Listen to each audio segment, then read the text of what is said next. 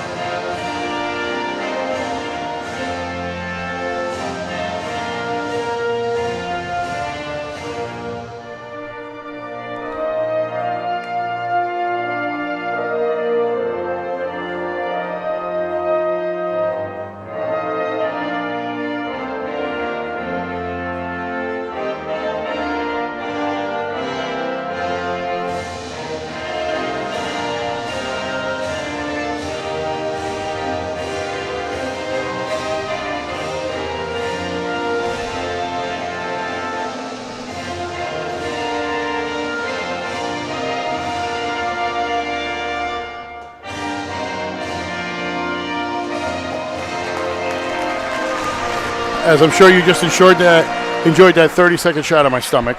But we are here, Mount Olive High School, hosting the Warren Hills Blue Streaks. James, talk a little bit about this matchup and just kind of some key matchups you see as they're doing introductions here. Oh, my goodness. I'm so excited for this matchup right here tonight. I mean, we got some really good matches here. I like to see how, from the Mount Olive side, I really want to see how Tyler Higginson matches up with his opponent tonight, and I want to see how Anthony Moscattello, two returning state medalists from last year, and of course from Warren Hills too. I want to see some good matchups between Sean Redfield here and Jared Pantuso wrestling against Anthony Moscattello. That's a potential matchup we could be seeing tonight here. So, especially in the upper weights, and then you look, like you said, Tyler Higginson.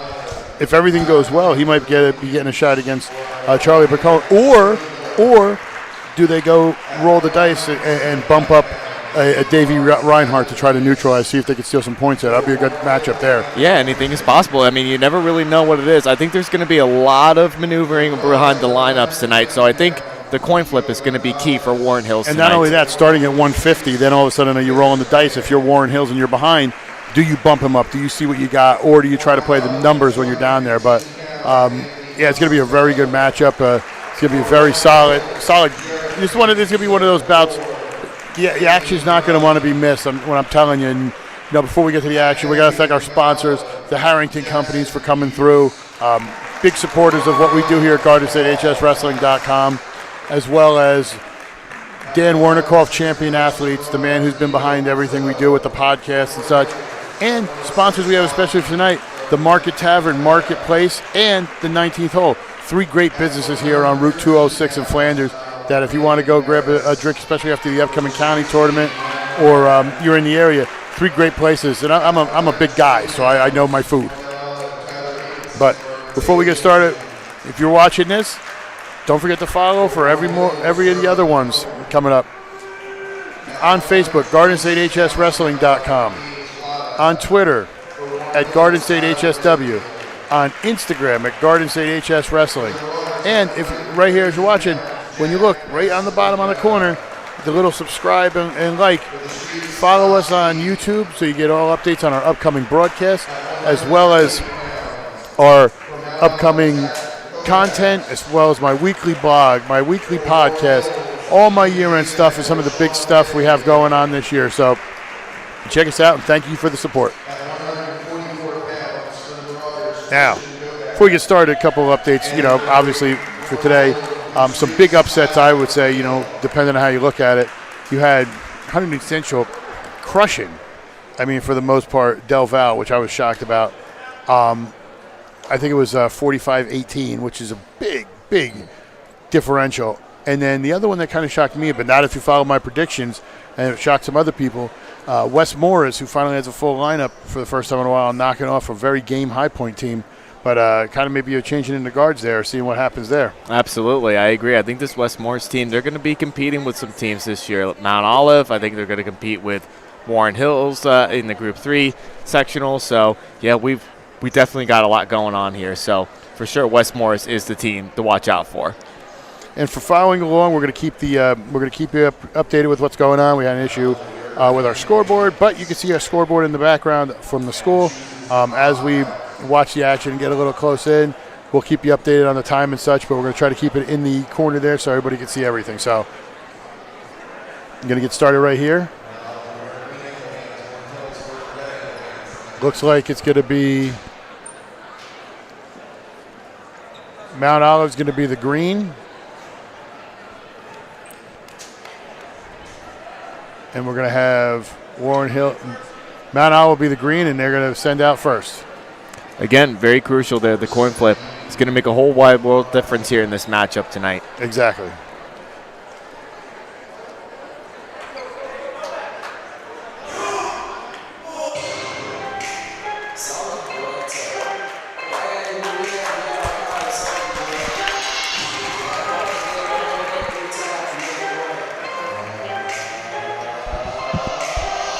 Here we go. We're starting at 150 pounds here.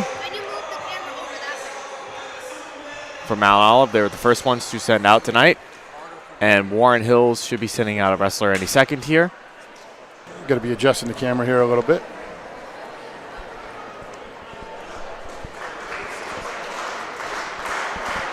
So here we go. Mount Olive showed up first. Warren Hills is showing up next.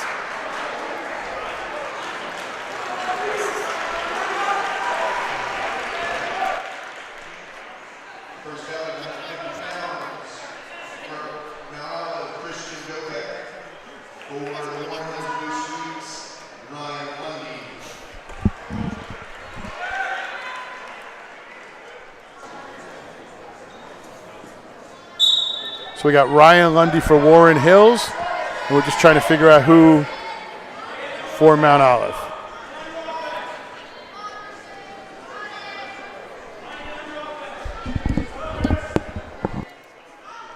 So here we go here with the first period. 150 pounds, Ryan Lundy from Warren Hills. As Lundy gets the looks like, yep, he's got the first takedown there. The lead about 2-0. Here we go. There, look at Lundy. He's trying to work on a head lever there. And we have Christian Dobeck for Mount Olive starting it off here. Okay. So Lundy versus Dobeck. So here we go.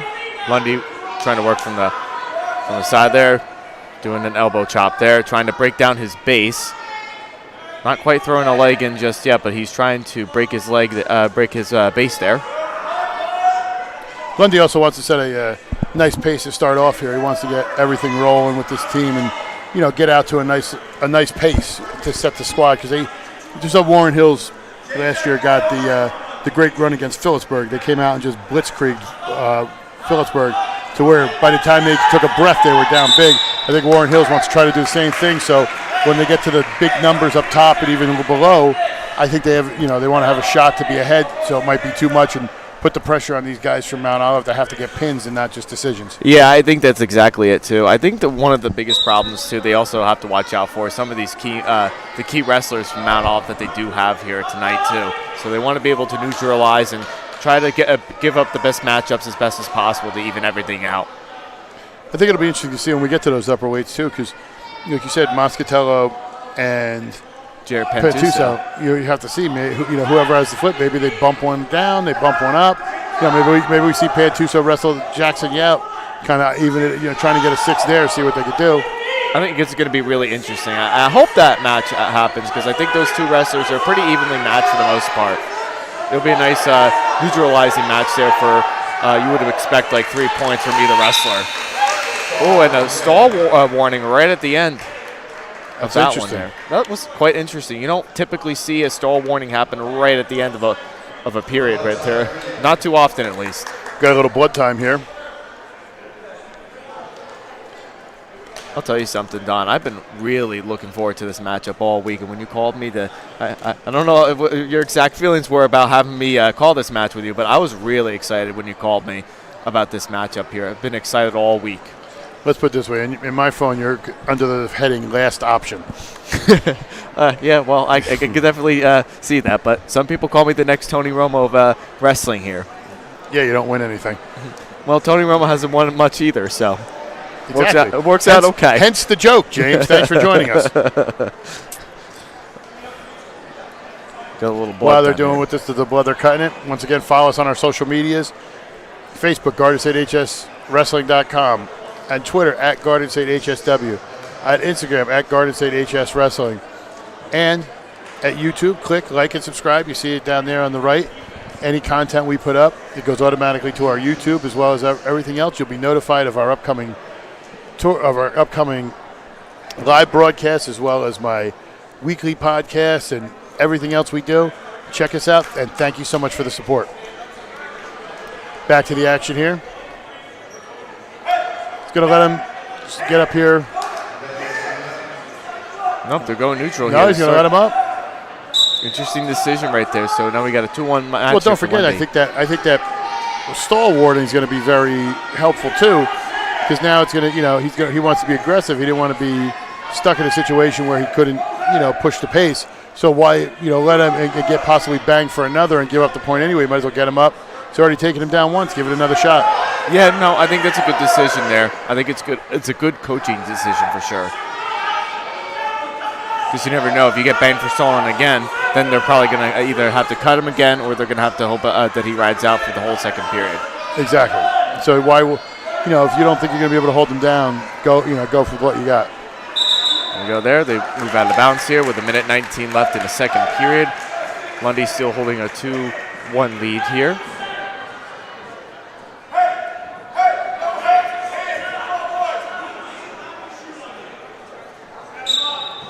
Here we go, back to the action here.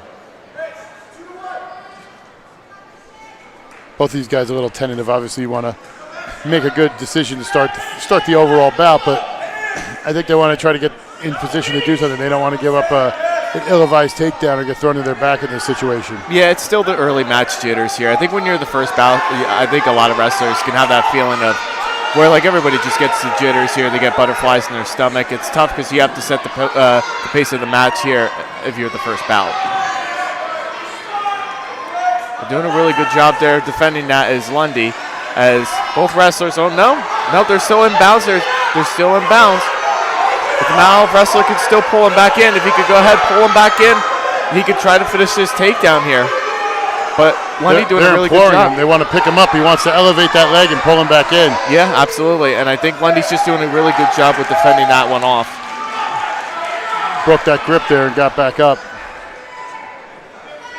Now we got 15 seconds left here in the second. Both wrestlers still just trying to feel each other out, not really get anything too crazy going on here.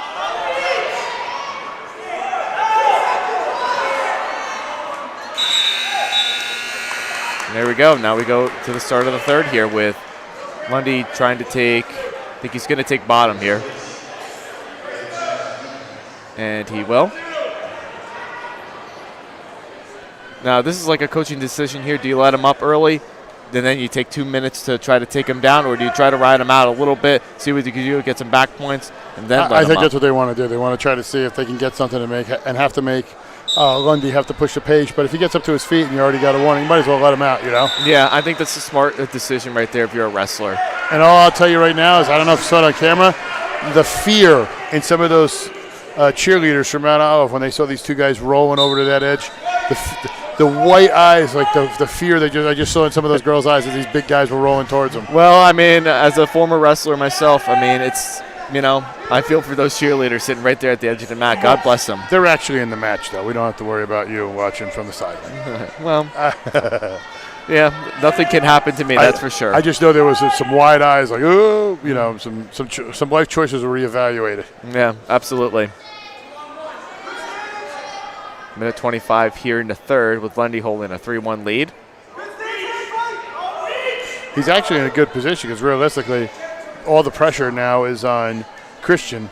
And honestly, Lundy's one of the better wrestlers for Warren Hill, so him only coming out of here with a 3-1 decision, if that's how it ends, is really good for Mount Olive in the long run, if you think about it. Yeah, I mean, even if it's a loss, obviously nobody likes to lose here, but you got, at a coaching perspective, you got to think about it realistically in a point where, realistically you got to try to give up 3 and not 6. And Lundy gets the takedown there. Nice double leg takedown by Lundy with 49 seconds to go in the third. just shot in, got the double, let him go. Here he goes, cuts him. But great, just great technique there by Lundy for those 2 points. Yeah, and that just shows you how much in the practice room that these Warren Hills wrestlers, practice in, for sure, to get that kind of takedown there. I always love coming to some of these Warren Hills matches too, because there's a graduate of Warren Hills.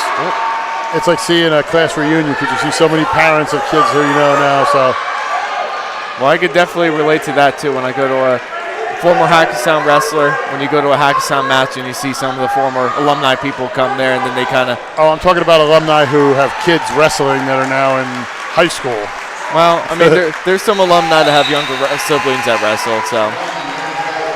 And we got a 7-2 victory here by Lundy.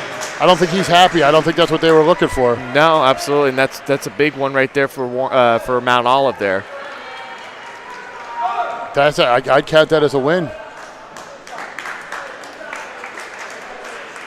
I'd be I count that as a great win for them. Let's see who we got coming out now. 157 from Warren Hills.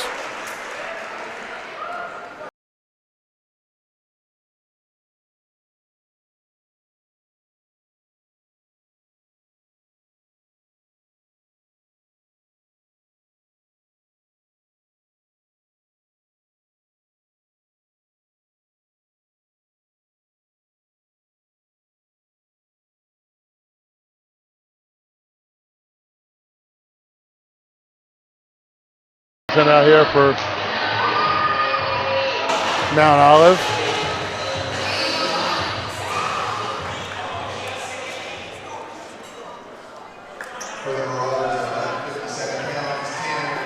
We got Tanner Perez for Mount Olive. And we got Dominic Dorsch from Warren Hills. Tanner Perez, that's the younger brother of Hunter, right? Yes. That graduated last year. Yes. Awesome. Two young guys trying to find their way in a team. This would be, as I say, that's beautiful. There you go. I don't think he was expecting that one. I don't think we were expecting that one because we were talking about how it's going to be a nice even match. Quick ahead, he goes for a cradle. Working hard to try to get a cradle. He's trying to slide in there, get position.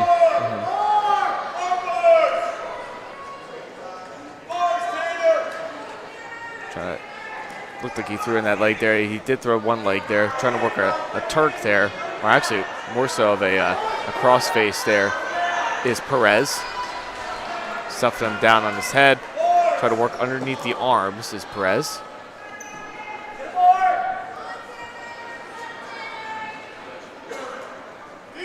Now he's got wrist control, trying to run an arm bar here. Trying to post that elbow so he can get him and use his own body against him. He's got him in a good position. Yep, I think he's got him. Ooh, a little too much. Almost. I think he had a little bit too much there, a little bit rushed. So he just needs to wrist settle him. Potentially dangerous on that move back. He went a little too quick with it. If he went a little slower and eased into it, he didn't need to rush it there. And I just think it's mostly the jitters from these wrestlers here tonight. I think that's really why he rushed it so much. But you don't want to rush a situation like that for an arm bar. You had the time. It wasn't like it was short time in the period. You had some time. Nope, you got plenty of time to do that. Now we're looking for some back points, but see if they gave him. I don't think they did. I don't think he did. Exactly. Yeah, it was too quick, way too quick. I don't know. I've seen some, especially in the last couple weeks, covering where somebody barely goes over. Did you? So I understand. I'm actually look for a referee's rule book this weekend if I can find one. Well, I'm pretty sure they're public. I think you should be able to find one. I want to buy one and get a newest edition wherever I can find it. So anybody out there who knows, send me the best link for it. Because I would be interested to see what the rules have changed down the NJSIAA. They're going to hit stalling on Dorsch, which I think was a little quick because I think he was trying to work out from the bottom position. Referee's discretion, you never know.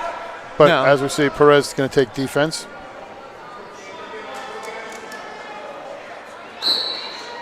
There we go. Perez trying to work from the bottom, lifting his Dorsch, and a reversal and some back points there for Perez. I think he's still a little high to try to stick him there. If he could get some pressure, he's got to try to slide down if he can. He might get it. He might be able to get it there with just a little bit more pressure. He's got to pull up on that neck.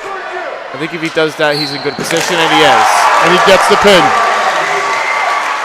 Huge win right there for Mount Olive as they go up 6-3 over the Blue Streaks.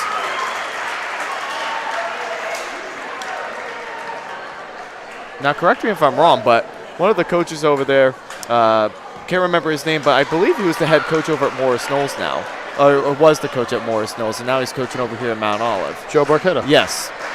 Yep, he is part of the youth program. His son's a part of it, so now he's helping out. There you go. Really good group of assistant coaches here at Mount Olive, the coaching staff they have. They not only have the former Morris Knolls head coach, they have the former Hanover Park head coach, they have a former Morris Catholic head coach. I mean, they have a ton. So a lot of experience of coaching. Very much so. And arguably so. I think they could be the best coaching staff in the state, in my opinion, or at least in this area. Can't beat that coaching staff with that much experience as head coaches.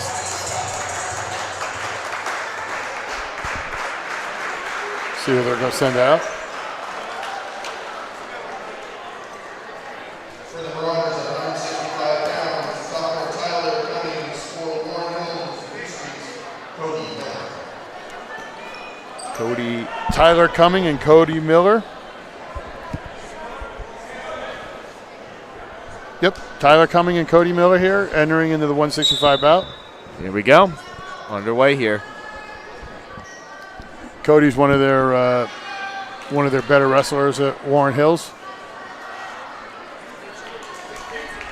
And the last couple of times that I've seen him wrestle, he's done a really good job with wrestling for Warren Hills here too this year. So I expect this to be a pretty good matchup here for him too. Maybe even a favorite to win this bout right here. But again, it's wrestling. You never know. Anything can happen in wrestling. One little slip up could be done. Working the ties there are both wrestlers, Cumming and Miller. Cumming is trying to initiate some little bit of action here, but neither one has attempted a takedown just yet. Like they're feeling each other out just a little bit.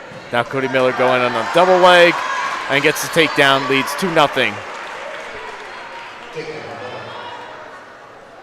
He's going to try and check him back here.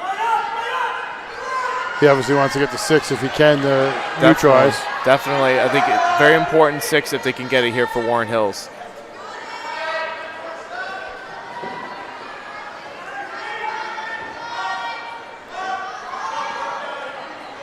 Here we go, trying to work underneath the arms here. He's got that far wrist. See what he's trying to do here. Looked like he was going for a crossface a little bit. Yeah, it looked like a little bit of a cradle. He did try a near side, then a far side, so not sure typically what he's trying to look for now, but I think he's looking for that cradle.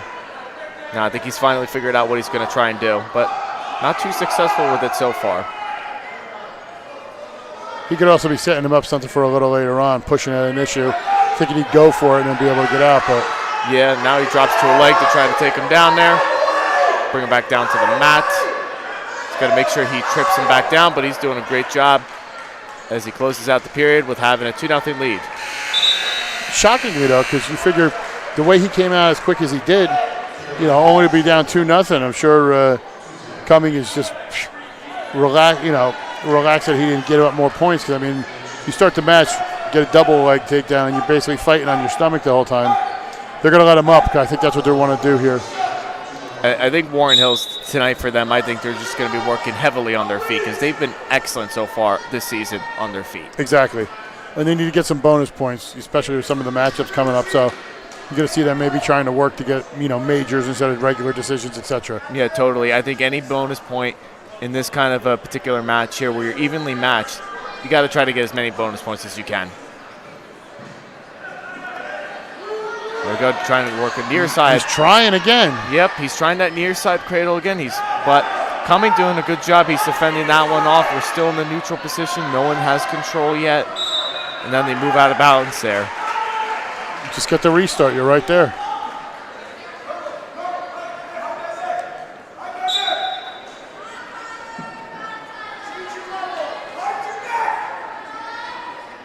Here we go. Cody Miller, Tyler Cumming, trying to feel each other out. They're both getting in some kind of control there. I almost thought that Cody Miller wanted to get a Russian arm there, which you haven't really seen too much of Russian arm ties in quite a while. Grabbing that wrist. Now he's working the Russian arm tie, but not really doing anything with that Russian arm tie. I think he's just using it to set something else up like that. Yep, another double leg. Another good call there by Donald Brower. He was just trying to, like I said, Cody's one of those wrestlers. He'll do something. It's chess with him, so he'll do something to make sure he can set something up ahead. So I think that's what he's doing. He's having him focus. It was like sleight of hand, like look at this hand, and he comes right in. Yeah, I think that's a good observation right there from Donald Brower. So good call right there. He got a stalling on Mount Olive. Yeah, I think that's a good call. He's not really doing much from the bottom, or not even really trying to get up from top there, bottom there. So I understand completely. Trying to work another cradle there is Miller, which is interesting because he hasn't really been too successful with any of the cradles. He's done a far side, he's done a near side, and has not been too successful with it yet. And they're going to choose neutral to start. Yeah, Miller's not taking bottom. No, I think if you're taking action from the neutral position, you need it. You need to do it. So that's a good coaching decision there.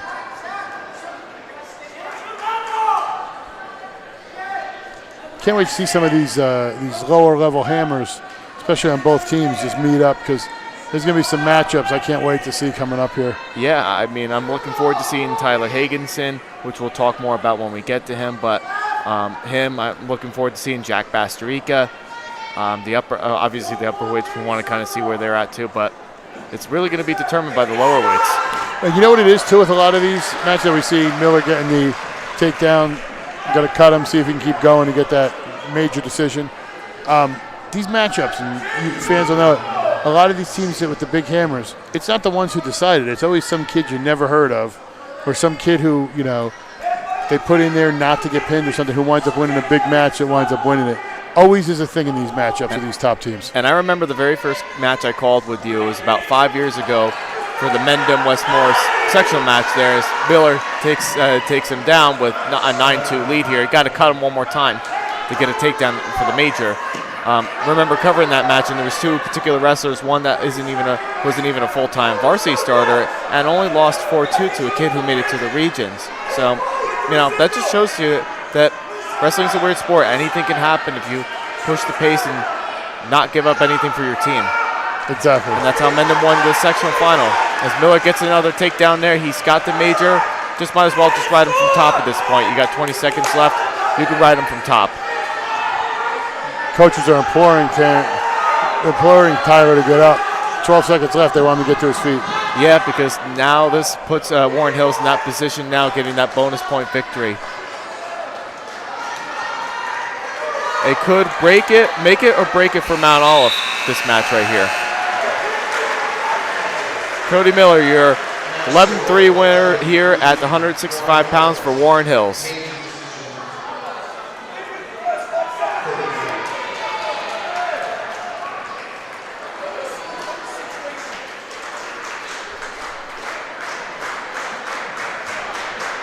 See who they're sending out here.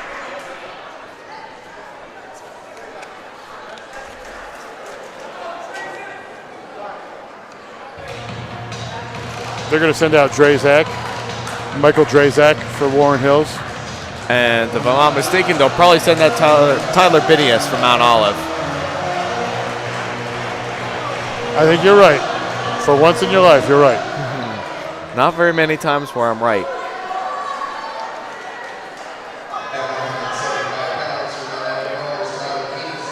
Venus.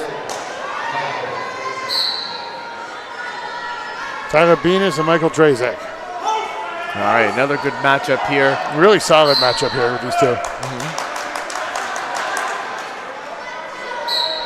So far, we haven't seen any type of maneuvering here. It's pretty straightforward with how it's going. I like it when these coaches are just letting the guys go out there and wrestle. Yeah, I think really in these kind of situations here, you're wrestling another really good team between the two teams here. I think if you just kind of let the match kind of pace itself a little bit, trust your wrestlers, not get too crazy here, put too much pressure, and you're going to be in a good position to be okay. So I think both coaches so far have been fine, as there's been a stall call here on Michael Drazak. Early on. I think it was very early on. But it depends on the situation. Is he not doing anything? Here we go, and then Trasak there is trying to defend the shot there from Vaneus. Vaneus from Mount Olive. Trying to work the single leg there, but great job by Vaneus trying to defend that. Now we're trying to work for a Russian arm tie there. Another Russian arm tie for Tyler Vaneus. But gets stuck in a front headlock kind of position right there.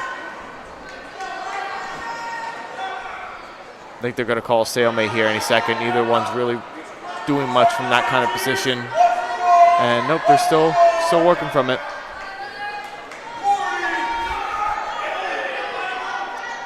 Wrist control here. So here we go. Trasak. Both wrestlers just feeling each other out here. Neither one has been able to take each other down yet. Might go into the second period with a 0-0 tie here. Very, very possible. Nobody wants to give up that first, but we already have the first stall warning, so we'll see how that goes. Yeah, both. I have to say both teams so far have started out very conservatively. I think they're being very, very cautious, not making too many mistakes. That's good wrestling. And there we go, 0-0 tie here. The choice is going to go to Trasak. They're going to defer. That's a very interesting call there to defer, but Vaneus is going to choose bottom to start. I think that's very interesting that you defer after a 0-0 tie. I would have thought that Warren Hills would have wanted to take bottom to start. No, give them the option in the third. If you're going the same way, give them the option to decide, hey, are we, how do we feel on top? How do we feel on the bottom? If this guy gets out. It's all about feeling your opponent out. It's finding out where your advantage is. Maybe he's better on top. Maybe he's a dominant, he's dominant on top. Maybe that's just easier for him to do. And, he doesn't feel he can get out from the bottom. So we defer. And then if it turns out the same way, you can switch it up in the third. Common sense, Jared. Common sense there, James Clarke. You stick with me. You learn something. I mean, listen, I've always came from that kind of environment where if you're 0-0 tie, you always take the bottom position. But, Well, it also depends on your ability. Because sometimes you're just horrible on the bottom. You may not be able to get out as we get the one here. So now he knows if it goes to one, maybe he thinks he could take him down. Maybe he thinks he could tilt him. It opens him up here. And I think in the third, because of Warren Hills' excellent ability to take people down, they might choose neutral to start the third if nothing really happens here, if they don't give up a takedown. The one thing I want to notice here, too, on the when they're hand fighting here, I'm shocked that Vaneus isn't looking at the legs because Drazek is kind of leaving his feet a little forward. So if Vaneus could put his head up just a little bit, he might be able to sneak an ankle pick in there and get a cheap takedown. Hey, you never know. Wrestling, it's a weird sport. Anything can happen.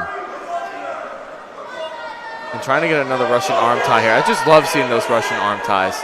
From Vaneus, trying to get something out of it, nothing there. Going back neutral with 27 seconds left in the second. 7-6 matchup. I'm really liking how this is turning in. This is one of those interesting matchups, and you always hear about it from people. Had everybody asking me my predictions. I think Mount Olive has a slight edge, but Warren Hills is a gritty team. But this could also be one of those, you would have thought last year, as we said, it's a different Warren Hills team, so we understand that. But we thought it'd be closer against Peaburg, and they basically beat the brakes off of them. So you never know, as we see. Right here on the edge. They're calling takedown there, but no, they're saying no takedown. I think it was a very, very close call to being a takedown.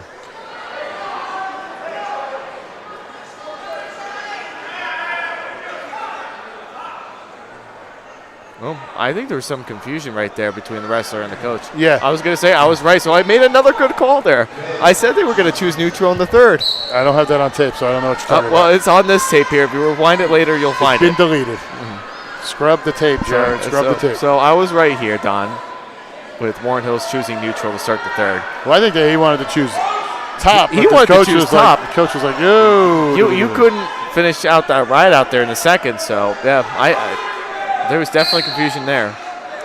I'm noticing, too, like I said, I guess his head's up a little more. He's seeing it, if he could clear, that when he's sitting there and Drazek's there, he's leaving his legs forward. He's leaving his legs too close. He's opened himself up to the shot, so Biez might be able to do something here if he sees it. You see how close he is with him? Yeah, absolutely. I see it. Right there, see? It's like right there.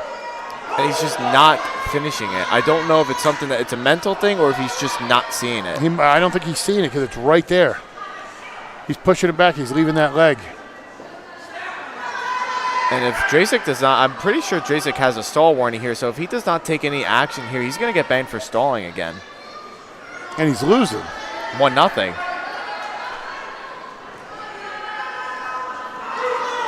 Well, now there's a stall warning on Vaneus, and the coaching staff is not liking that one. Neither are the fans liking that one. What you think about that one? They're both just making moves. I can see where you can get it from both ways, but I just don't really think there's really any real action going on, if I'm being honest. There's really no real action going on. Well, the Malal fans definitely don't like it, but... Well, Drasek really is moving. He's kind of there, so you really could have banged both of them, but you got to be careful here, either one, because if you're Drasek, you could be giving up another point, and with Vaneus, you're tying this matchup. Yeah, I mean, you just, you really got to play it smart. But Drasek's got to make initiative here. He's got 20 seconds left in the third, so he has to start making an action here if he wants to get something out of it. But I just don't see a whole lot of action going from either of these two. Vaneus is holding on. Drasek is trying. Got the Ritz. He's taking his shots. And if he doesn't circle in here, he's got to watch himself. And Vaneus holds on for a 1-0 decision. Vaneus holds on for that 1-0 decision. I mean, listen, I like low-scoring matches like this, but I would have expected way more action going on from, especially in the third, knowing that you have stall warnings. You know what I mean? Listen, they wrestled their match. And it puts Mount Olive to a 9-7 lead. See who they're sending out.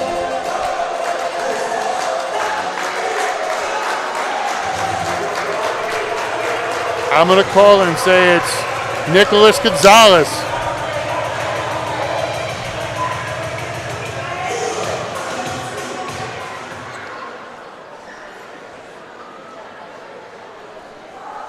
I'm going to call Chris Whitehead. I knew it. Going to chalk so far pretty much. Mount Olive leads here 9-7. Gonzalez trying to get toward early work there, but Whitehead just overpowering Gonzalez as he's trying to work for a near side cradle, but not going to quite get it, but gets the takedown out of it. Whitehead's just a ball of energy for this squad. He's very stocky for his weight. Now Coach Sapricia looks like he's telling him, cut him, let him go. So it'll be a 2-1 lead for Whitehead.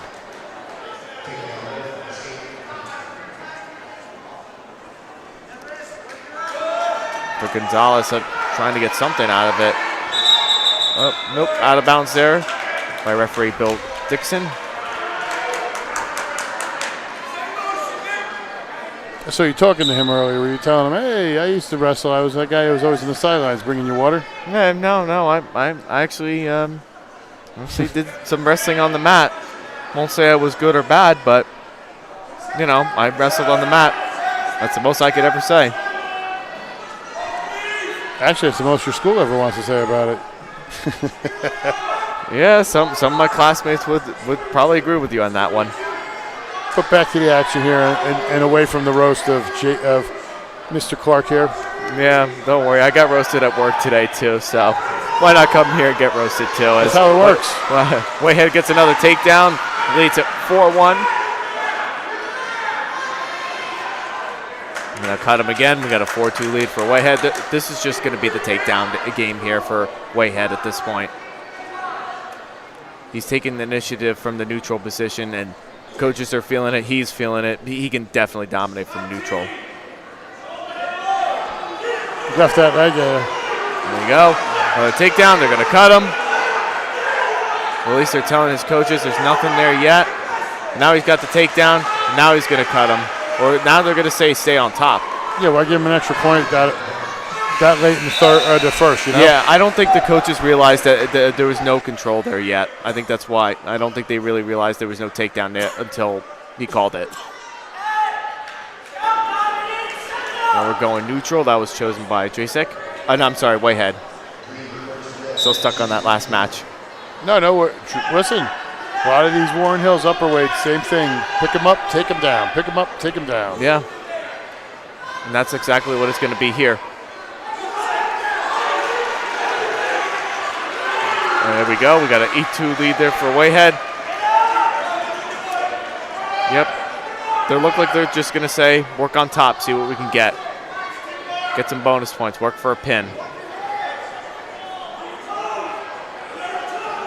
Now he's got to watch that switch there from Gonzalez. He was trying to work a switch, but not too successful with it. Whitehead working from the top. Just kind of laying there a little bit as he's trying to get a arm chop there. Now working for an arm bar is Whitehead. You almost wonder if they want him to cut him again. I think you're dominating from neutral. I don't see why not, but I get it too. You want to see what he can do from top, so I get that too. Yeah, but if you're trying to get the extra points here, what's the big deal about leaving him here? You know. Yep, here they go. Now they're going to cut him. At least, yep. So now it's 8-3.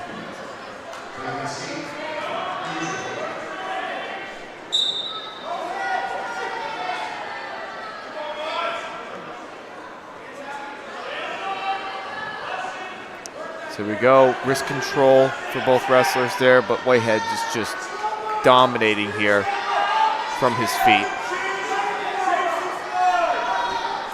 But a good defense there from Gonzalez. Now both wrestlers here. Oh, surprised there was no stall warning there yet for Gonzalez. Out of bounds, says Bill Dixon.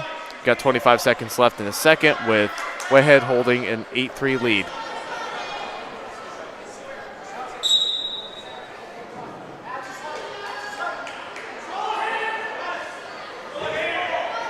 And now leaning on the head, working forehead to forehead. Trying to work something here. Working from inside ties are both wrestlers, but just Whitehead dominated. And Gonzalez, ooh, almost kind of had a little bit of a flurry of a takedown there. But nothing's going to come out of this one as Whitehead leads 8-3 here with Gonzalez trying to make the decision here where he wants to go. Oh, I think. Not sure what's going on here. Okay. So Gonzalez chose bottom. But now they're going to cut him. So now it's going to be 8-4 Whitehead. I think that's a smart decision here. Yeah, he's trying to, you want to get the points here and just kind of dominate. I'm surprised they just don't, he literally doesn't just let him up. I'm not sure what he's looking for. He's been taking him down at ease. Yeah, he's having no problem taking him down. No problem whatsoever. You almost wonder if he doesn't get going here and get a couple more takedowns and make this a major decision, if that's something that can haunt them later on. Any bonus points? Absolutely. Absolutely. But I'm not sure. It looks like a little bit that Whitehead is getting a little bit tired. But he's still fighting for dear life to get the bonus point for his team.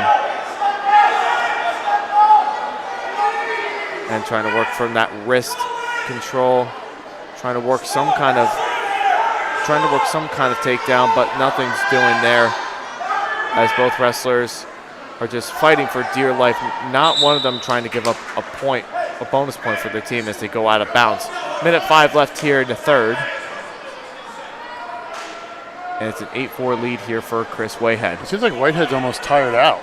That's what I was just saying before. He looks it. I don't know what it is right here, but this is a match that they got to look into later on and see what really happened here, because he was dominating before on his feet.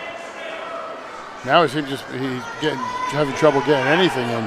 Yeah, absolutely. This is something that could change the momentum later on, as Gonzalez doing trying to work something here, just not having any kind of success.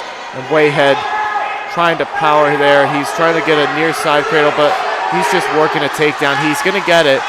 Now they're just going to have to cut him. He's going to have to cut him here. It's going to be a 10-5 lead here for Whitehead. Then he's going to have to take him down one more time, let him up, and then he's going to have to get one more for the That's why I'm shocked with some of the earlier stuff. He left himself little time. I know. I don't understand exactly what happened there. I think it was just his conditioning at that point. I think that was just bad strategy on his part. Yeah. Because technically, if you watch this in the beginning, this should have been a major decision. It should have been already. So this is something that he's going to have to look into later as he wins 10-5, which is a win for Warren Hills, but more of a win for Mount Olive. And that's something that Warren Hills is going to have to look into later on and see what happened there.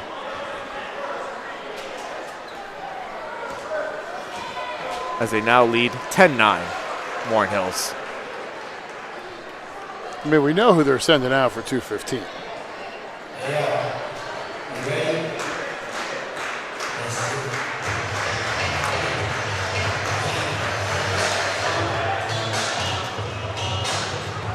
They're bumping Pantuso up. Yep.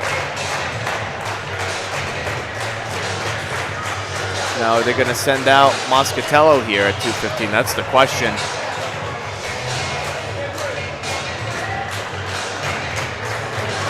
And I believe they're going to. It looks like Moscattello they're going to send out. This looks like Anthony Ferroni for Warren Hills. Yep.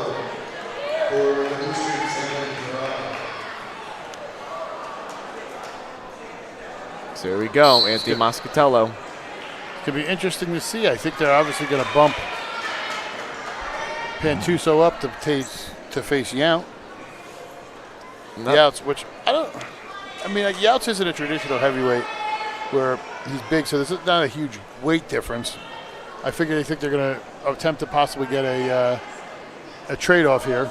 Yeah, I think they just, right now they're just trying to neutralize everything.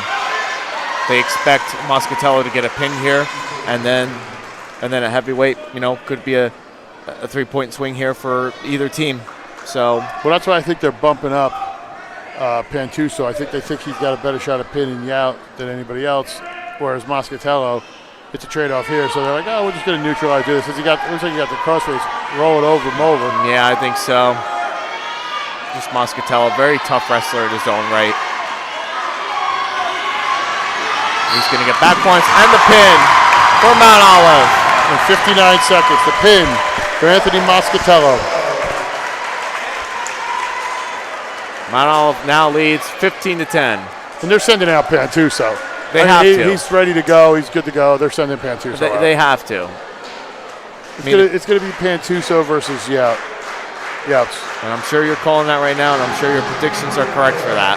Well, they didn't ask me to suit up for Mount Olive, so there's no other big guy there. No.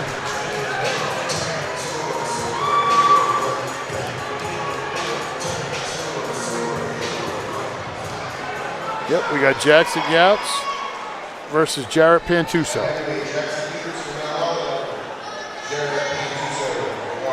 And you were exactly right. Not much weight separation between the two wrestlers. So I think it's like 10 pounds. Yeah, not much. Not much. Jackson's one of those the lighter heavyweights. I think that also played a little part in it. Jarrett's a strong kid, so we're not talking about that. But I mean the fact that the heavyweight for Mount Olive is the same, pretty close weight-wise. It's a nice little trade-off. Yeah, I think that works out in both favors. I mean, Mount Olive got the pin in 215. Now that we'll see what Warren Hills can do here and see if that pays off. And then I'm really excited to see some of these lower weights go at it. Some of the matchups we're going to be seeing, hopefully. I mean, that's who versus who. See, I always like the lower weights and the middle weights. I always like watching them.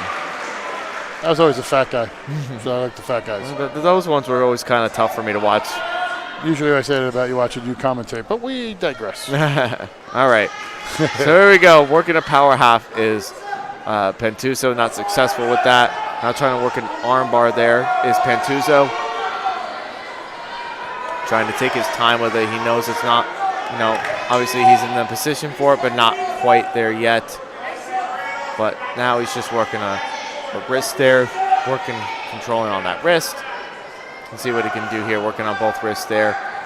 It's Pantuso just doing a good job breaking down the base of Jackson.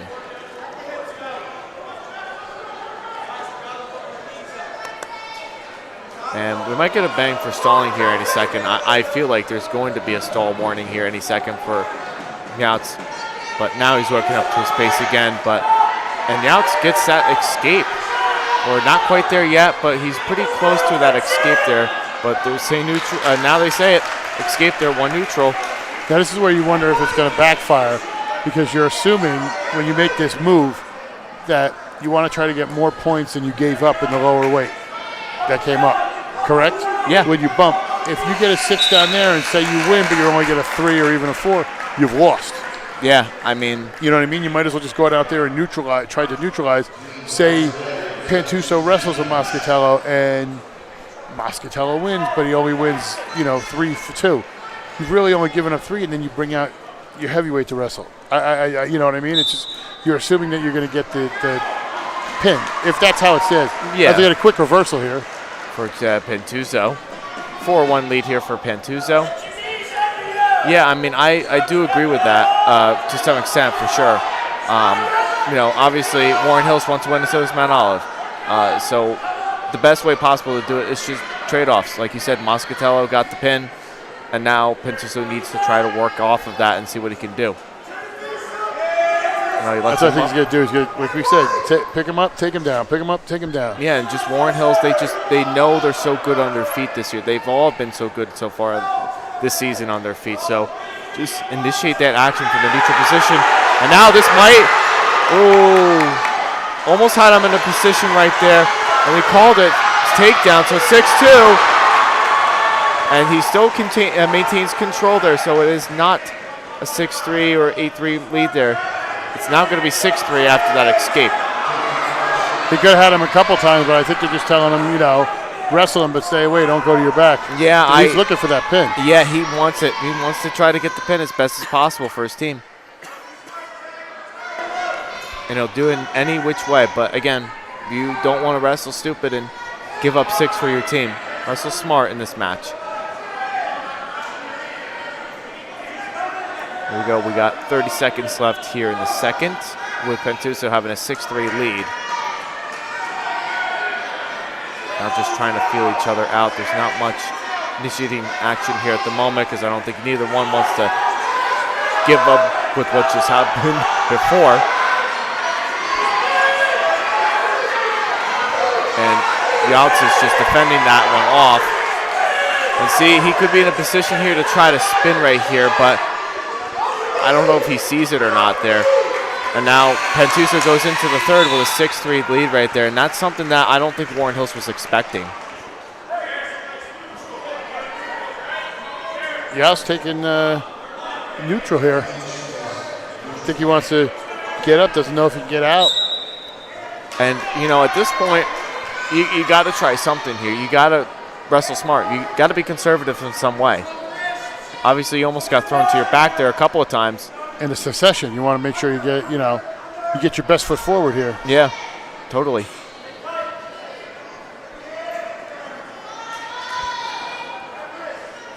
Here we go, both wrestlers trying to feel each other out yet again. Neither one wants to make a mistake here with a 15-10 lead here for Mount Olive, with 30 seconds gone in the third. You almost wonder if Pantuso wants to be the aggressor here because they want to get that trade-off point-wise.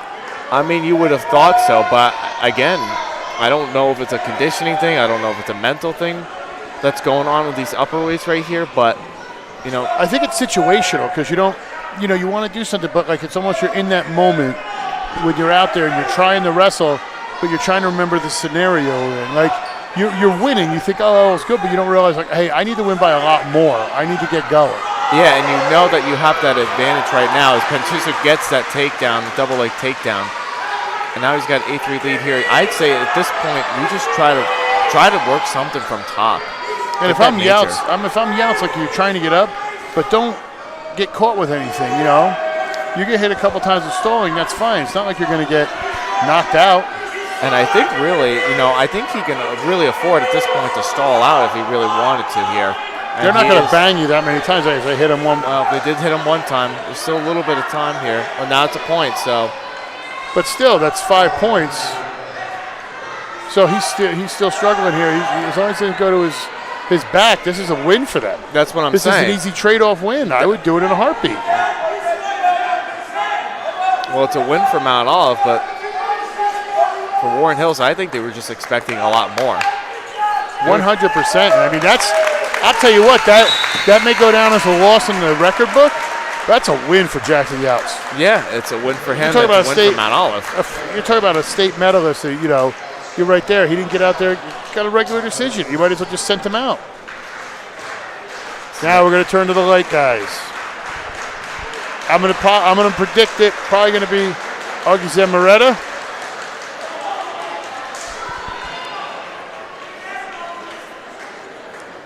And then see who they send out. I'm going to predict. I think it's going to be Nicholas Orzello. I think so too, possibly.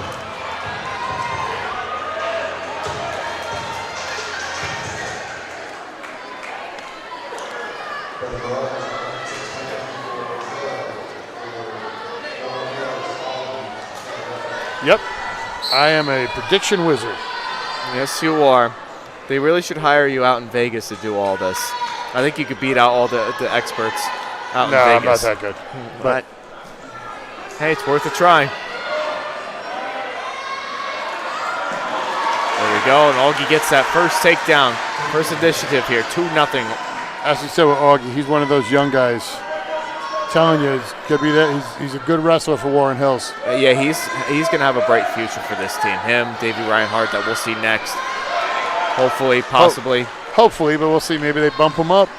I think it's very well possible, and I think if you're Warren Hills, I don't see why not bump him up a weight. See what you can get there. And let Petchon wrestle Higginson. So here we go, Augie working the claw there. Trying to split the legs there is Augie.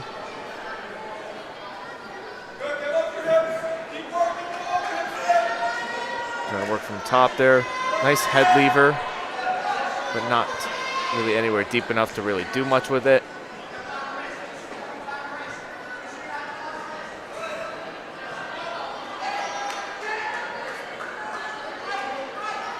There we go, trying to work the arm bar there is Augie. Trying to run it there. He's got him in a good position right there to get the pin. He's close. I think he's very close. A little bit more pressure. He's got it. Warren Hills retakes the lead. 19-15 after that pin.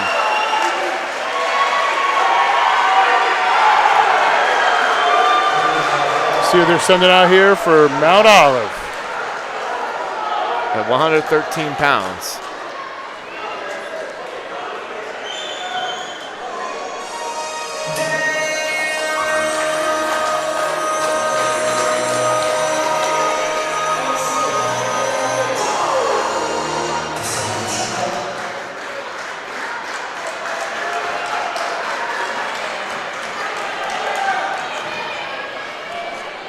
It's Davey Reinhardt for Warren Hills.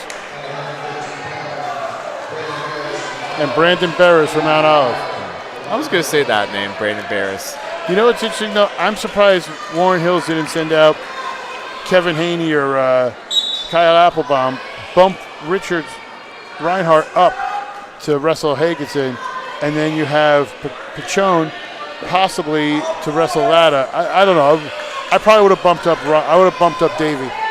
Yeah, I probably would have too, just to see where he's at as far as Higginson. That would have been a good matchup between the two wrestlers there. But there's probably seeing something that we don't here in the commentary booth. As Reinhardt gets the first early takedown here, 30 seconds into the first.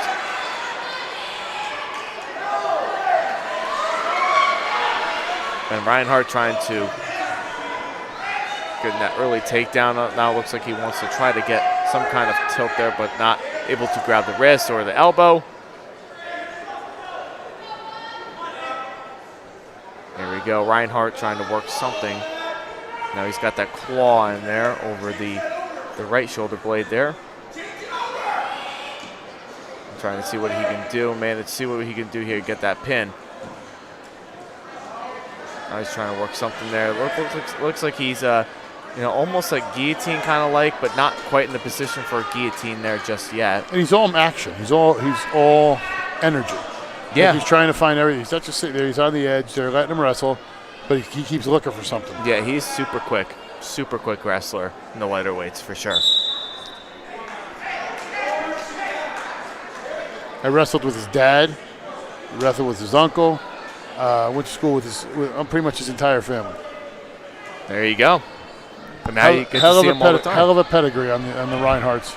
Yeah, but now they're the backbone. They're one of the backbone families of Warren Hills wrestling. Yeah, now you get to see them all the time for all these matches. I'm sure they're thrilled. I'm sure, because who else would they want to commentate for their son's matches?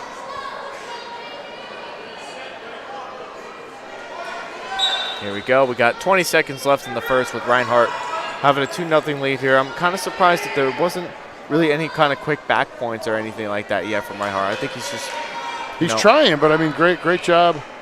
As we said, great job here by Barris. Yeah, he's doing all. He weathered the storm. He did. But now will be the end of the first, with Reinhardt leading 2-0. And Barris is going to take bottom to start the first. Want to see if they're going to cut him here, because that's something that the Warren Hills coaches have been really putting an exclamation point on, is takedowns. But with Reinhardt here, they're probably just trying to see what he can do from top and try and get a quick pin here or something. I think he's working for good positions. I mean, he was somewhat close on a few, but gets the escape there, which may work in Reinhardt's favor, honestly. Yeah, I think so too. I don't know the exact stats here right now, but I'm sure Warren Hills is definitely leading the takedown game by like a big margin over Mount Olive right now. Seems to be their forte. Yeah. And the last couple of times I've seen them wrestle, they've been excellent on their feet.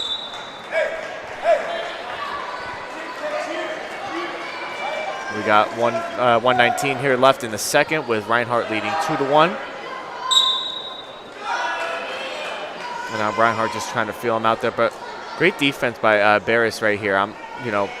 Really nice matchup between the two, but for Reinhardt being as good as he is as a freshman, I thought, he definitely was trying to work something. Like, I thought he was gonna go in there, the energy that he was going in there, he was gonna get that quick pin with that early takedown. But Barris just doing an excellent job not letting that up. So great wrestling there by Barris right there from Mount Olive. He's got the headgear. He's got to try to fix that headgear there. Now they're going back to the center of the mat. And the action continues with 49 seconds left in the second, with Reinhardt still holding that 2-1 lead there. Initiating the action is Reinhardt.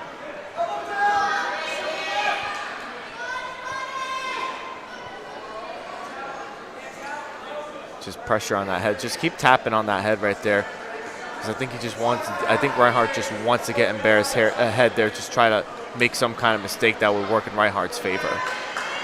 I'll tell you what, he's actually wrestling Davey really well. Right as I say that, Davey with the beautiful single, runs it up, gets the 2. He's going to get the takedown and the back points too. They might have him stuck here. And a possible pin. Way to fight off his back. I know he gave up 3 back points, but he fought off his back. A 7-1 lead there for Reinhardt, and now Barris is looked like a little bit he was shooken up there a little bit. It looked like it.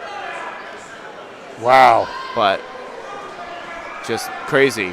Reinhardt finally got it into his head, that head tap there, and then finally got him to his back. Way to wrestle there, David Reinhardt. Great job. He's like a boa constrictor. He had him in a moment. He sucked him in and was just trying to hold him. Almost had him there. Yeah, I thought he was going to have him flat right there as soon as he got him on his back. So Reinhardt is going to choose bottom here to start the third. And here we go. We've got the crossface there from Barris, and he's just going to let out Reinhardt. 8-1 now.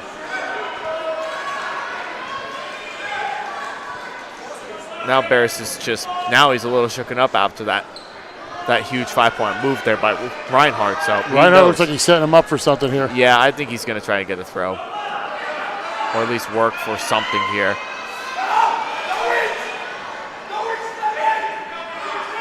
Baiting him in, trying to reach for that leg. He's trying every which way. Davey was like, please come take this leg because I'm going to throw you on your back. Yeah, and Barris is just wrestling. You know, besides that 5-point move right here, it would be a tight match for the two right now. Not giving up a 5-point move.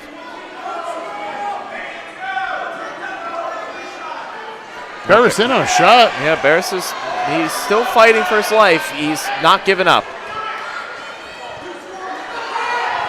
Just blocking it off there is Reinhardt.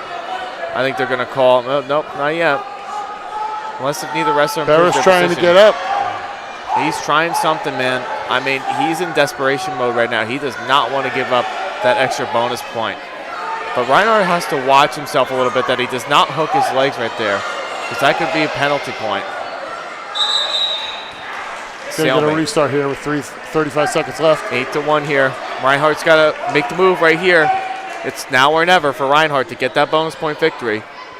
We may not expect a pin at this point here with how well defensively that Barris has wrestled, but Reinhardt, you got to get that bonus point victory there.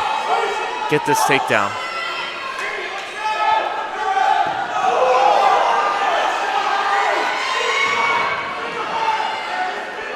You almost have to wonder if there's another win if Reinhardt doesn't get what he wants here.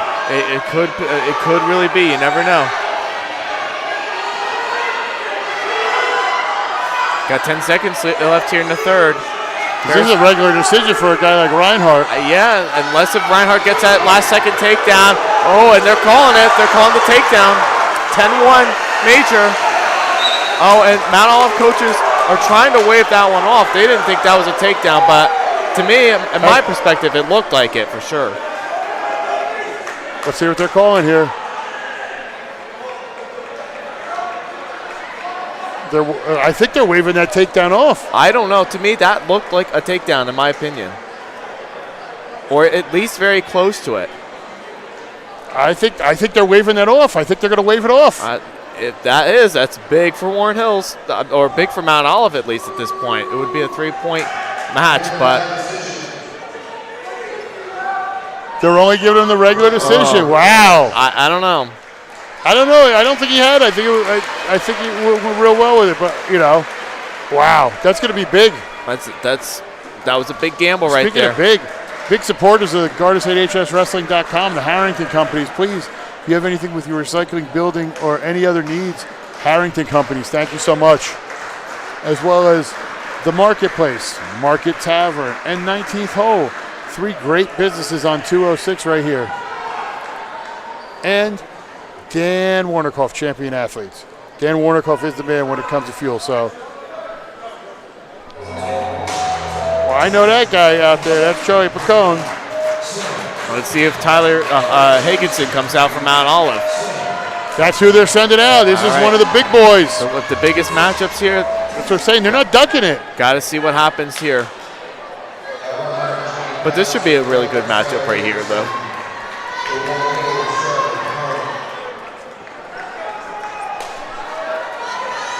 So here we go. Tyler Higginson from Mount Olive and Charlie Petchon from Warren Hills. I mean, I think this was a great matchup right here, but I'd like to see how Reinhardt would have done with Higginson.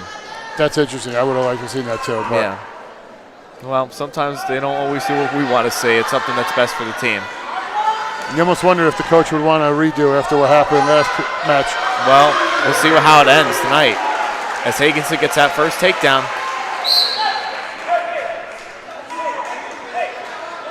And Higginson, I just want to make quick a notice here. Over down at the Mustang Classic, he wrestled a freshman from Camden Catholic this weekend. He lost to Sammy Spalding from Camden Catholic, a freshman, 6-0 in the quarterfinals at the Mustang Classic at Brick Memorial. That's a tough tournament to wrestle in. Oh, it's very tough. Some of those Southern tournaments, especially early season, are tough. Yeah, Southern wrestle. No, not Southern. Southern State tournaments. Yeah, but no, I meant but like teams like Southern, but they don't. They wrestle at 100 and Central. That one. Paulsboro wrestles there. Middletown North, that's another good What one. I meant was this tournaments that are in the south of the state, like the Brick Memorial. Yeah, the Southern I, like that. I get what you're saying. I was just trying to add in and say that Southern wrestles there too, but No, I understand what you're saying. You just weren't making sense. I was making sense there, but you kind of cut me off there a little bit. Well, I got to make sure you know what you're doing. Well, I do. Do know what I'm doing. Just got to give me the chance to do so. Not true. 4-2 lead here for Tyler Higginson with less than 30 left in the first. Now there's a stall warning on Petchon, and another takedown by Higginson. And Warren Hill's not liking the call, the stall warning there from Petchon. I don't know if they're mad at Petchon for the warning or the referees. Well, apparently they're not having fun with how they're calling the stallings. No, they're not, and I don't think if we're coaches, I don't think we would be enjoying that either.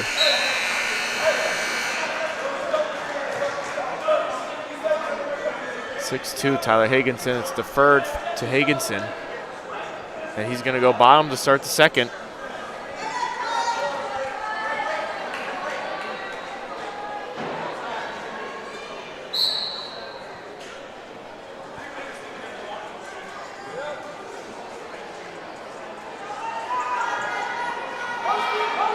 Here we go. Higginson trying to check back. Higginson not working there, trying to maintain control, but Higginson just got that early escape here, so it's 7-2 Higginson.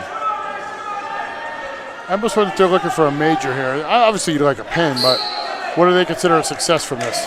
Tight match here. You're losing 22-15. Take any points that you can. And that's the way I look at it. Yeah, but you want to get some bonus points somewhere because you got to have. When you look at how it goes, we started at 150, so you're going to need something here, a big. Yeah, and I think that Higginson can. I think just by the way it is right now, unless I jinx it, but right now it's looking like he's going to get a bonus point here for the team. Major tech fall is what we're looking at right now. And we got some. While blood they're checking time some here. blood time, let's check some social media time. Follow us on GardenStateHSWrestling.com on Facebook. On Twitter at Garden State HSW, Instagram, Garden State HS Wrestling. And don't forget, if you look right there, I know you're watching us on YouTube, that little bottom button right there, subscribe. Like and subscribe for not only all our upcoming live streams, as well as all our media content, including our weekly podcast, preview videos we did at the beginning of the season, lots of interviews, lots of fun stuff. Give us a follow, like and follow. And if you'd like us to come to your school and do this, we're more than welcome. Up top, if you look, the admin at GardenStateHSWrestling.com email. Shoot us an email. We'll come out. Very competitive pricing. You know, there's other companies out there who are trying to live stream, do stuff like this. Why would you go to a landscaper to get your tooth pulled? You wouldn't. Come to the wrestling guy if you want the best wrestling coverage. GardenStateHSWrestling.com. Don't deal with the goof. We bring the proof. Doing a little cleanup here. As we go that, once again, thank you to the Harrington Companies for all they do to support us. The 19th hole, Market Tavern Marketplace, 3 great local businesses here on the 206 corridor here in Flanders area that are great supporters of Mount Olive Wrestling, and Dan Warnikoff Champion Athletes. Dan is the man when it comes to food and will help fuel you to the right. Dan the man. Looks like we're going to get a nose plug here. Action stop it here.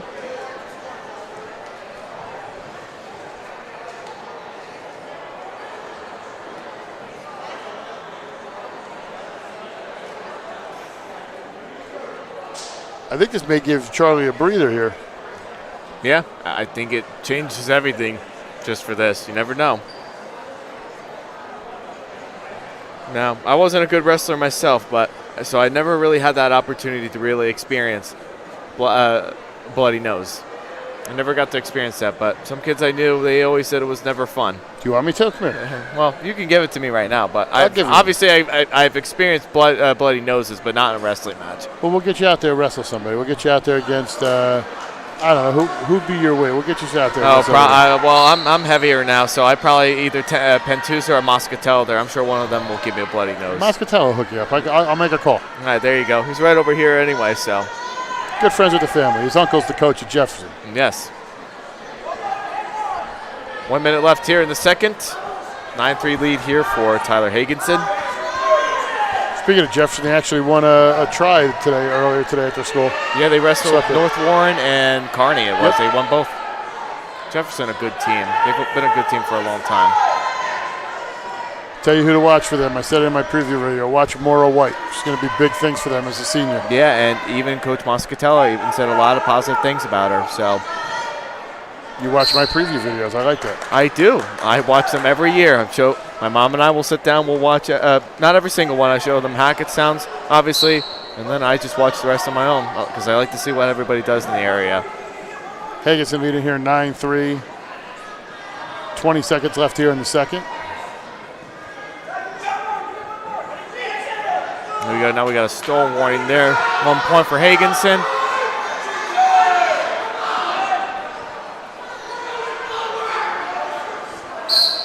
And now they both go out of bounds here. 6 seconds left. The Warren Hills coaches are not really thrilled with that stalling call. No, especially Zach Fisher, who was jumping up and down about that one. Coach Sprisha kind of telling him, sit down, calm down. Going into the third period here. Yeah, neutral. I mean, what else do you have to lose? You can't. You're having a hard time from bottom, top. Try neutral. See what you can do. If you listen real close, that voice you hear screaming during the match, that's not a coach or anything. That's Higginson's mom over at concessions cheering him on. Well, there you go. His biggest fan. There you go. And now he gets that takedown. She's got to be happy about that one. Let him up. It's going to be 12-4 Higginson. He's got the major right now. I wonder if he's going to try to see if he can get the tech fall. I think Petchon's too good of a wrestler for that. Yeah, I think so. I don't think he's going to give up really anything too crazy here with the amount of time he has left.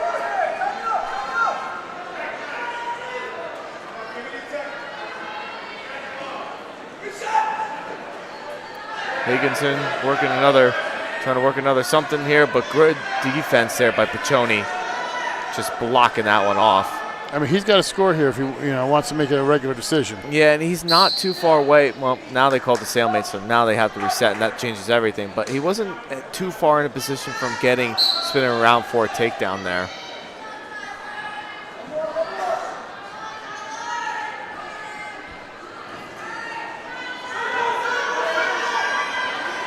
Higginson's in, just got to raise up. Yep. Gets a turn, gets the legs around, see if he's going to work up here, try to get some more. He might. I think he's got him in a position, get some back points here. He's got him in a Turk. Let's see what he can do with it.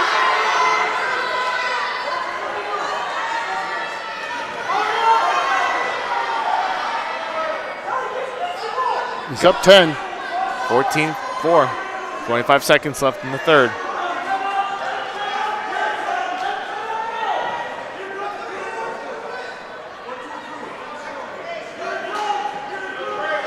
So we go here. We got 10 seconds left here in the third. Another huge bonus point victory here for the Marauders, as they will now trail by 3, 22-19. Coach Smythe has to be happy with Higginson for that major decision there. Well, I'll tell you what, I'm starting to wonder here. I'm looking at some of the people who could go out. We're going to need some sort of big move here by Mount Olive, because it's going to be tight. It's going to come down to at least the last bout. We'll see who they send. And this is Mount Olive's choice first, because they were second to send out last time, so they should send out first. That's going to be Bastari.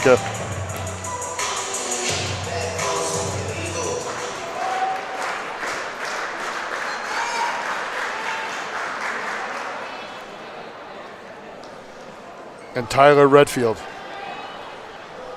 Bastari and Tyler Redfield.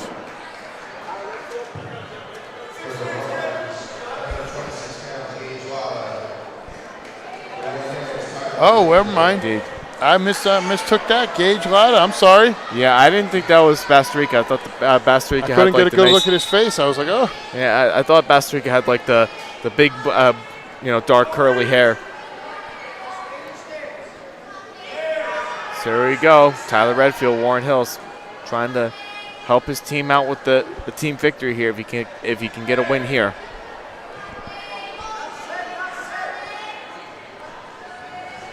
Getting down to the final bouts here. Yeah, I mean, well, after 126, you got 3 more after this. That's it. So they're running out of time to figuring out some different strategy here. So Warren Hills has to come up with something. See what they're going to do. As Redfield trying to get something there, but neither wrestler able to really give up an inch there. And I think Bill Dixon is going to just call this a stalemate here. And he does. Minute 10 left here in the first with Tyler Redfield from Warren Hills and Gage Latta from Mount Olive. So you figure you look at the last 3, you're going to have Bastari go out. They're probably going to send Josh Lee out. That'll be even. I don't think there's going to be a pin there. Then you look at 38. That's Kovacs, that's Redfield. See how that goes. And then 144, I'm assuming it's going to be Tyler O'Neill. And then it's either going to be Zach Kovac, Alan Garcia. Oh, Garcia might be a little too much. Probably be Zach Kovac. It'd be interesting. Or it would be interesting, too, if Mount Olive decides to bump up Bastarica to face Sean Redfield, too. It almost depends on this match, Yeah, and not much action going on here right now. We're probably going to go into a 0-0 tie here after 1 period. Because both wrestlers are just, they're really trying to find a way to help one of their respective teams win, and they don't want to really get anything too crazy. Now Redfield in a position, he gets the takedown and leads it 2-0. Great takedown.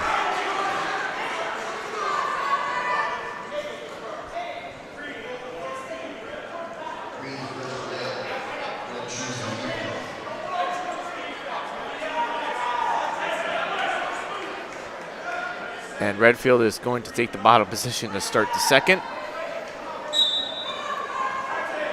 And Latta's just, trying to hold on for dear life.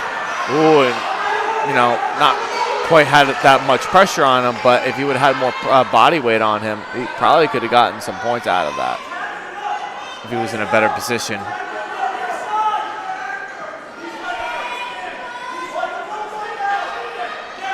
Now trying to just work to the side here. Just trying to not let up an escape point here is Latta. He might just cut him here, I think. I think so, because you don't want to get banged for stalling here in this early part of the second. And he does. So now they're going to cut him. Mount Olive coaches yelling to cut him, and he has to cut him here.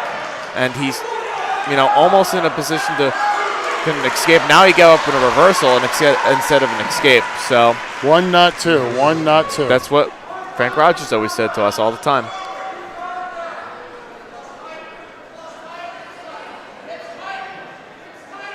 So Redfield just doing everything that he can from top. We'll see a little bit more action from him from the top position as he's working to the side. Trying to split that other leg there. He's working, well, he did grab that right leg there momentarily, but not much doing there.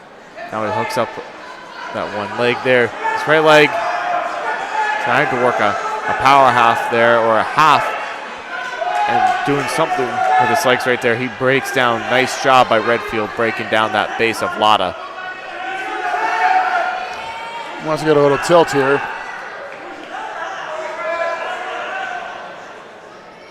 .15 seconds left here in the second. Now we're rolling down to 10. And Redfield is going to hold on for, well, not over yet, but he has a 4-0 lead here after 2 periods. Be interesting to see what happens. Yeah, especially in this case here. You got a tight team match here. We'll see what Mount Olive chooses. They're going, Coach Smythe indicating his wrestler to go neutral. And they do. So let's see what happens here from the neutral position. See if Latta can get a takedown or something. Desperation move here. You're down 4. I think you want to keep it close at this point, too.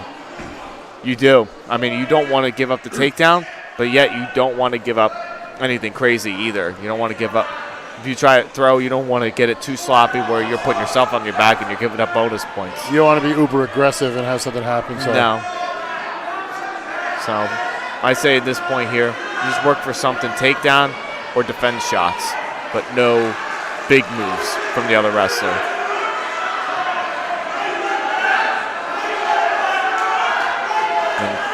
And holding on to that right leg there is Lotta, trying to work from the inside there, but just being well defended there as they call a stalemate by the official Bill Dixon with 1:09 left in the third.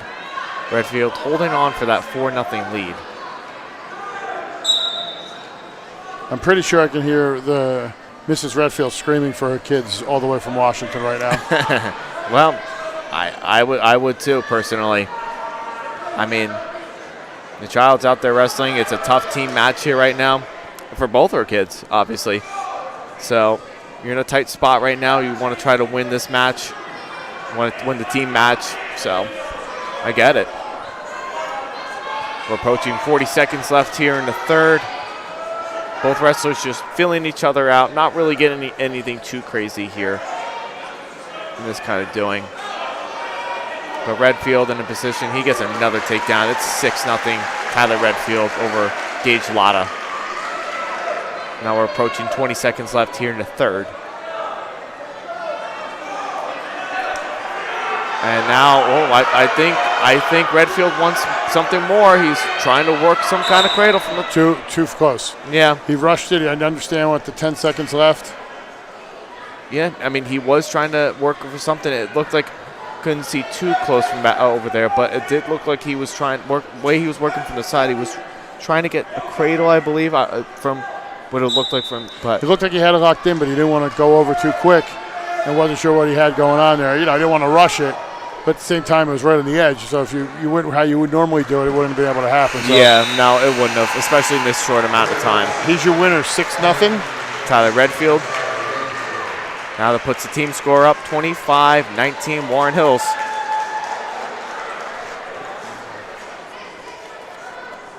I mean, definitely nothing to be ashamed of for Gavin Lotta. He wrestled a fine match in his own right, but, work a couple of different offensive takedowns for him here.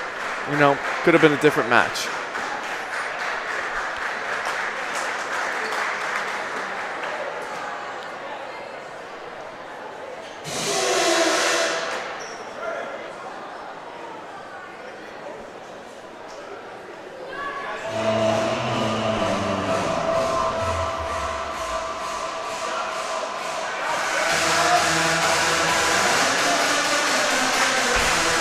Here we go. We're approaching 132 pounds here. And I'm pretty sure this looks like, not quite sure who this is for Warren Hills.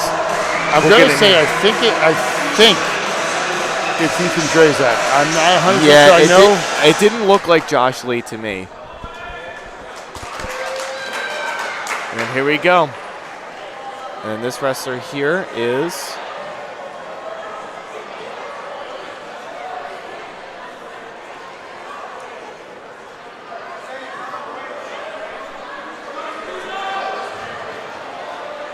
Now there's a little bit of a discussion we got a debate here if he was on the weigh-in sheet. I mean, I'm not sure what's going on here, but while they try to figure this one out here, they're looking at the weigh-in sheet there. They're trying to figure out what's going on. I'm not sure if they're trying to get. I think there's just some kind of miscommunication here. Yeah, there's a little bit of a discussion here between the two coaches and the officials. They're trying to. I think there's a debate. Yeah, I think so too.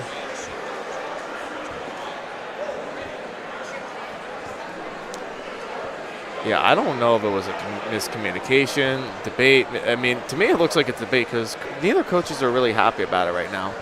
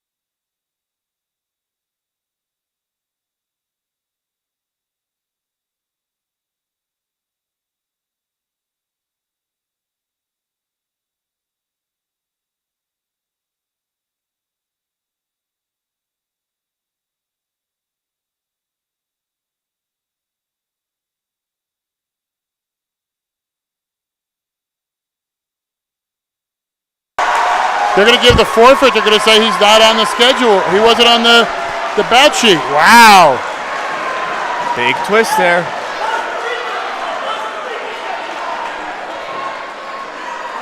They're sending Bastari out.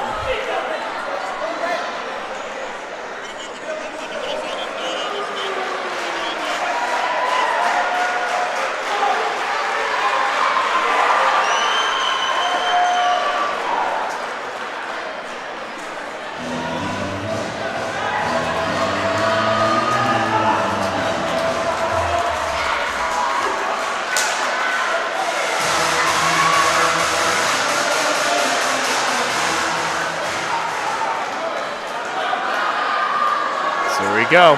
Jack Bastari from Mount Olive, and I think I might. It's gonna be. Hang on, I'll see when they announce it. So I'm not 100% sure who they sent out and wound up getting the forfeit. Well, I know one of the coaches from Mount Olive said this was Bastari. Oh no, I know that's Bastari. Yeah, but from Warren Hills, I'm not sure who this one is.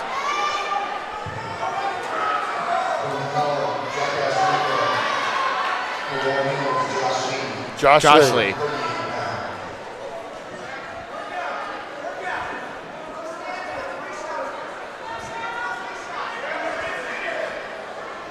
There you go.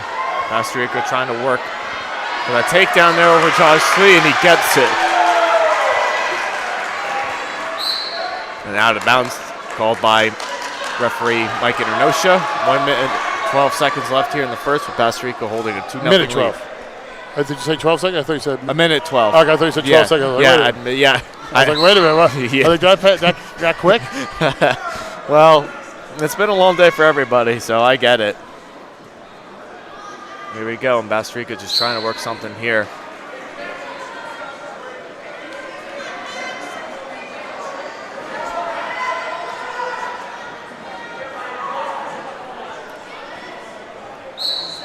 So now that forfeit for Mount Olive, that's going to hurt them in these last two bouts. So they're going to they have to pin out the win.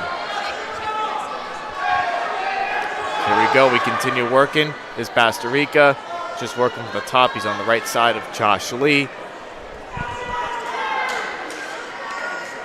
Got about 40 seconds left here in the first. Here, Bastari trying to work that. He's got the claw. They're working from the right side of Josh Lee.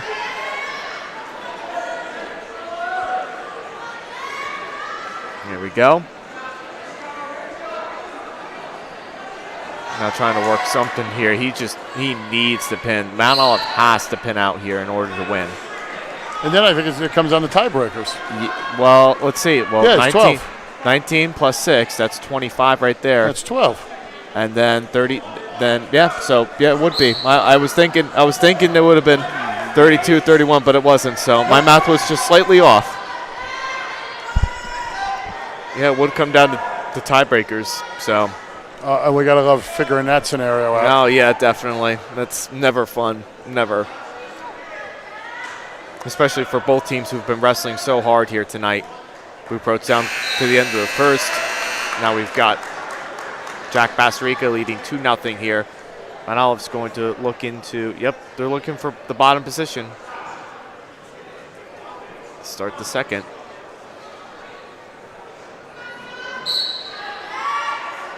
And Bastari looking for like Granby. A nice Granby. It's going to escape.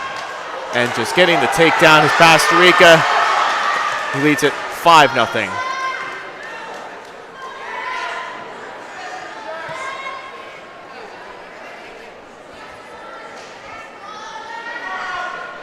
Bastari here, he's trying to work at the end here. Now they're going to reset here in the center of the mat.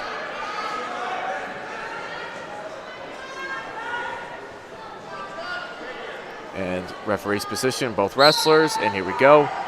Minute 34 left in the second. Bastari trying to work a crossface cradle, not crossface cradle, but he throws in a crossface of the claw inside of Josh Lee. Trying to get some back points here. It's desperation time for the Marauders to get 2 pins. And it's going to be tough. It's going to be very tough for them to do that. Bastarica's got to work something. He's got a cradle locked up here, I believe, from our perspective.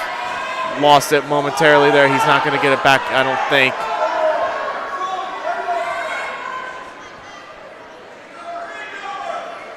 And Bastarica just working from the side here, trying to get something going here.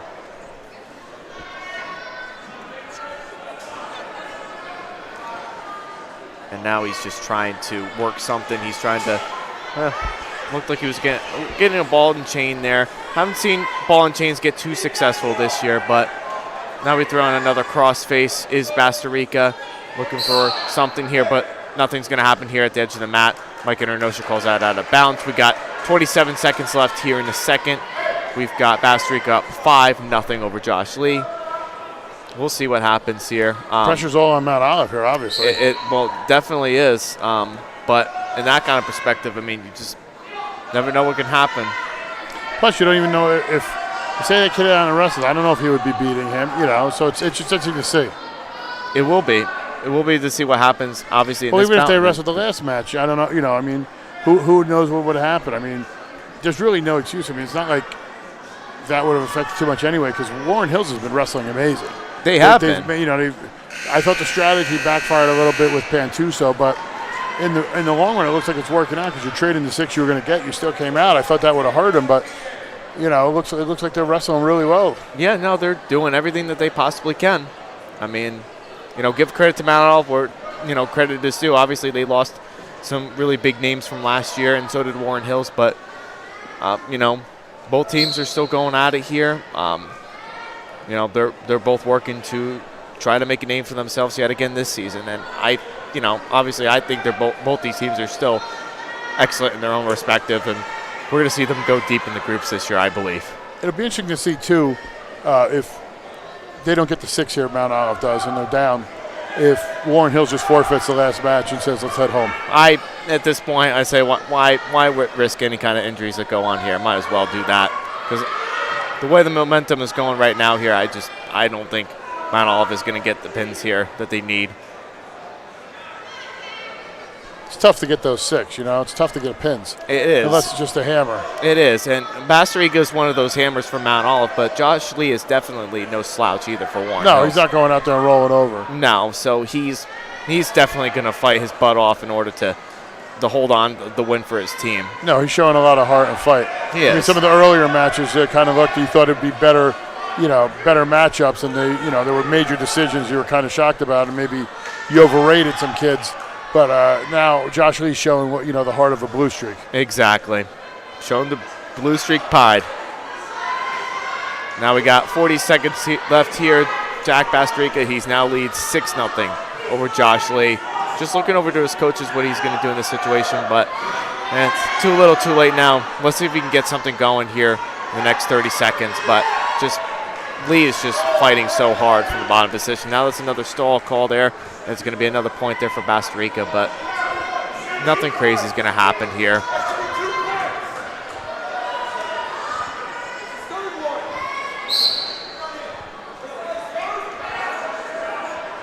But they call that out of bounds.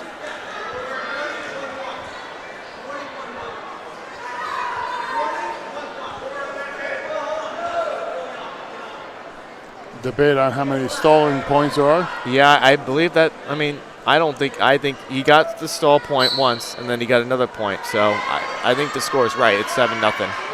I think the coach was trying to say it was just 4, Yeah, I think so too. I don't know if they lost count or something, but that's the correct score, 7-0.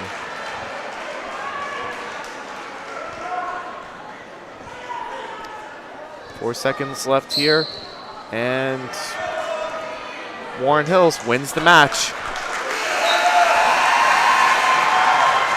Nice win here for Warren Hills, who wrestled pretty well tonight, but give credit to Mount Olive, too. They wrestled well, too. Just came up just a little bit short. See if Mount Olive even sends somebody out.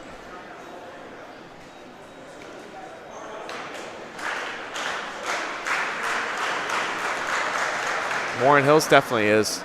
They're going to throw out Sean Redfield.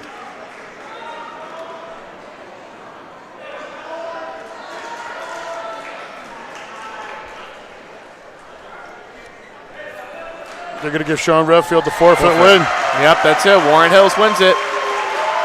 Warren Hills is going to take this 37-22. I want to see these handshakes because I'll tell you right now, see if maybe coaches might have a little talk. I think so. As you see shaking hands here, a little further away. A little further away from where we were.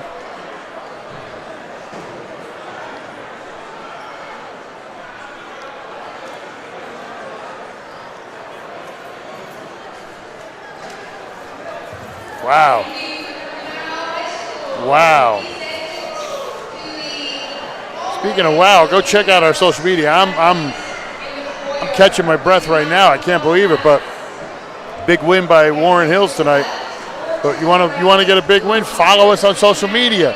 Facebook, GardenStateHSWrestling.com. On Twitter, @GardenStateHSW. On Instagram, Garden State HS Wrestling.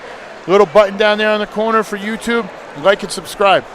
Like and subscribe, and you can follow all our future matches where we'll actually talk about the matches a little bit more. Like it, so you can see all our upcoming live streams. You can also see the preview videos we did and everything else.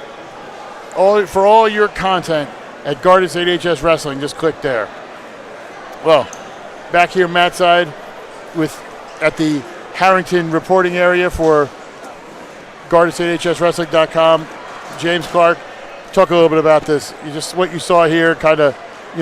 What you thought of this match. Well, I mean, I think it's exactly what we were expecting tonight. I think we were expecting a tight match. I thought everybody was going to try to work some kind of bonus points. I think everybody was trying to limit as much as possible, but definitely was not expecting it to end it the way that they did. I thought it was going to be much tighter. It was going to come down to the last match here, but regardless, though, I mean, I think it was still a nice match despite what the final score shows, but at the end of the day, you look at this match here, it was definitely a much tighter score than what it indicates.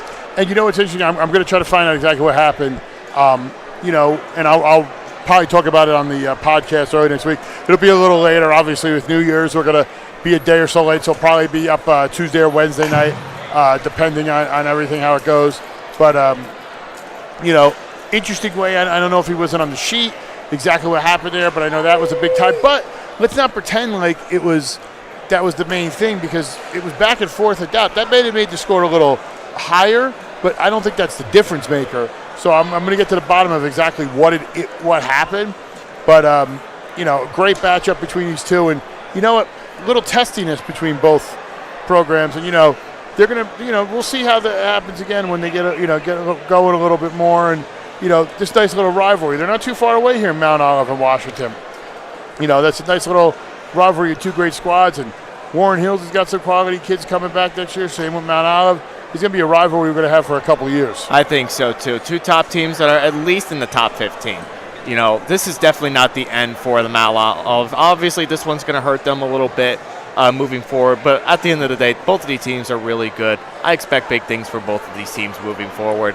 And, they're going to learn from this kind of experience. And I'm looking forward to seeing what Mount Olive can do moving forward as they face next Saturday here at Mount Olive against Southern and High Point. And Southern's they got to be the top public school that they're going to be facing this year for sure. Oh, of course.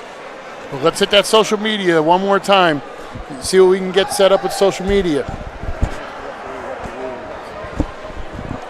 On Facebook at GardenStateHSWrestling.com. Garden State HSW for Twitter. Instagram at GardenStateHSWrestling.com. Down in the corner, you see that little like button? Like and subscribe for all your wrestling needs. We will fulfill them. If you want us to come see you want us to come do this for you, you give us a call right up there. You see that email, admin at GardenStateHSWrestling.com. That's the guy you want to reach out to. That's for me. You give me a ring, I will come out. We will set up like this.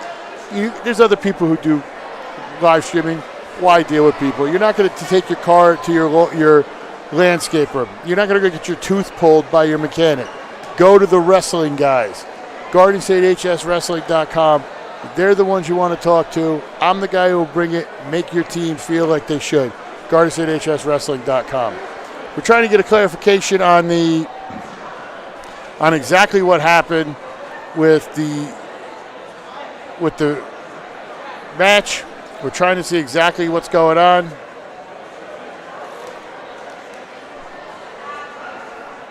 Looking for an answer. I think it was he wasn't on the bout sheet, so he was disqualified. They had to forfeit the match. I think that's the answer of what it is. So, but we're going to find out as we come in. James, what was the answer? Did you find out? Yes. Sorry, we were muted there. So they said the final officiating rule was he was not on the bout sheet. So he didn't officially weigh in, so it was an illegal wrestler. He was disqualified. Correct. Okay. That's what I thought, the way they were reacting, and that's what I thought they were doing. So next time we're on the air is Tuesday. We're going to be down presenting Shaney Dunn and Jody Holder are going to be presenting a girls match on the site. It's going to be Newton at North Hunterdon. And then Thursday, we are going to be up at Kittatinny as the Newton boys travel up to Kittatinny, and we'll be there. Check on GardenStateHSWrestling.com for all our upcoming broadcasts. But for James Clarke, for our wonderful crew, for everyone here, thank you so much. We'll see you next time, fans.